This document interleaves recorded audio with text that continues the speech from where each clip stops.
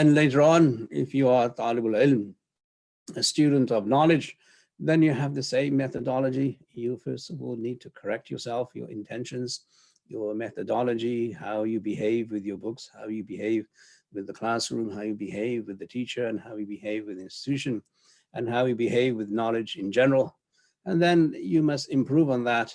And then later on, it will be to the height of refinement, where you see the stories of the people in the past, that they had such great adab for their teachers that it is mind-boggling that we still hear of those stories, but which is kind of might seem very far-fetched for us today, because they're simply out of this world. Okay?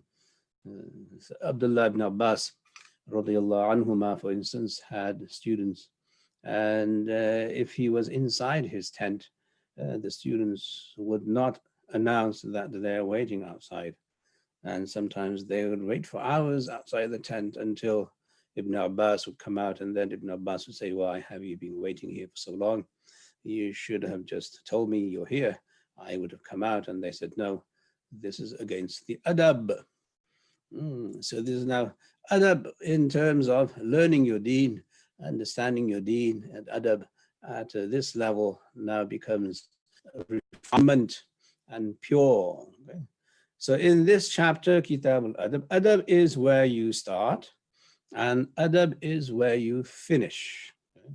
So Imam Shaykh rahimahullah knows this, and he has introduced to us certain hadith that shows the depth of his knowledge, and shows us that he is well in tune with all the other aspects of Sharia and aqaid and kalam. And then on top of that, at the top of the peak of the mountain, he is now discussing the role of the Sufi master and the role of someone who's in tasawwuf.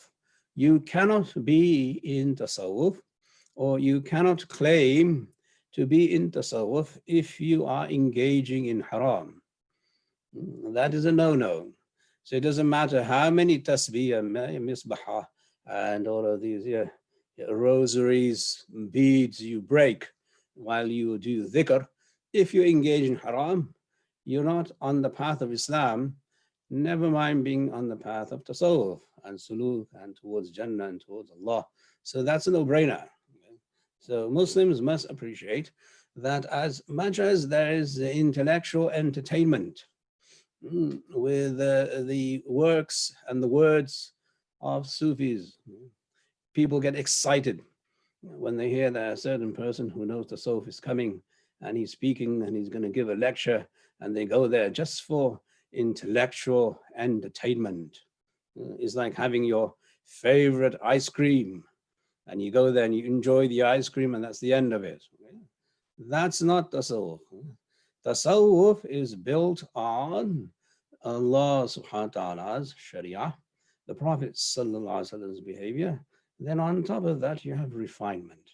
When you are ready for that refinement, then Allah subhanahu wa ta'ala will open the doors for you, and there'll be no limit to how much you can seek and how much you can learn.